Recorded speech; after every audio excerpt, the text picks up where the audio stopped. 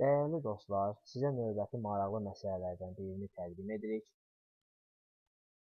Məsələnin şərti belədir. Cənub qütbündən 0 dərəcəli azimutla hərəkət edən təyyarə 50 dərəcəli cənub enliyinə çatıbsa, təyyarənin getdiyi yol 1 bölünsün 20 milyon mil yarıçı fərqədə nə qədər olar? Bu məsələni mərhələlər üzrə ardıcıl olaraq hesablayaq. Birinci mərhələdə tapaq ki, 0 dərəcəli azimut üzrə cənub qütbündən hərəkət edərək hansı istiqamətə hərəkət etmiş oluruq? Bizə məlumdur ki, 0 dərəcəli azimut və ya 360 dərəcəli azimut şimala olan istiqaməti göstərir.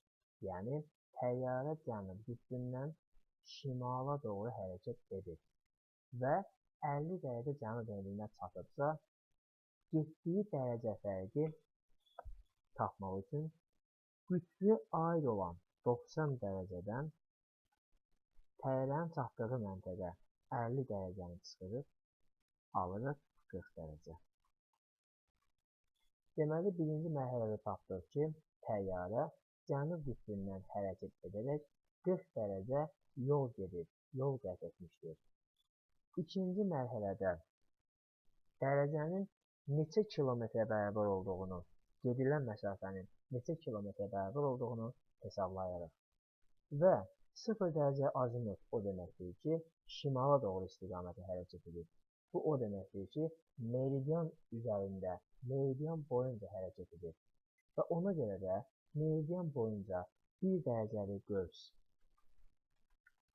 sabit olub, 111 kilometrə bərabərdir. Çünki meridianın ümumi uzunluğu 40009 kilometrdir. Bir dəfə tam dövrə vuranda 360 dərəcə gedirik və 360 dərəcədə əgər 40009 kilometr gediriksə, bir dərəcədə 40009 kilometri 360 dərəcə böləndə 111 kilometr alınır. Yəni, meridian boyunca istənilən yerdə 1 dərəcə 111 kilometrə bərabərdir. Əgər belədirsə,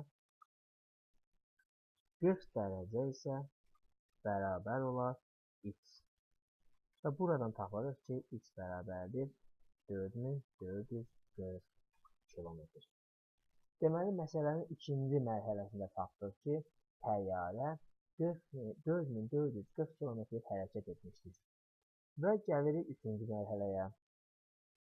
Hərəkənin miqyası 1 bölünsün 20 milyon miqyasına malik hərəkədir.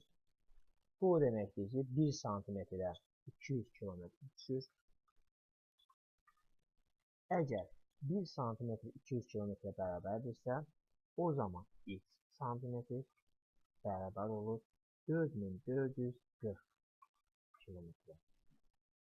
İndi isə bu tənasübü həll edərək alırıq ki, x bərabərdir 4440 bölünsün 200.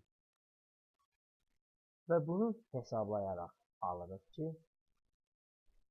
x bərabərdir 22,2 santimetr. Deməli, təyyarənin getdiyi yol 1 bölünsün 20 milyon miqyaslı fərqədə 22,2 santimetrə bərabərdir. Bu tapdığımız cavab bizim axtardığımız cavabdır.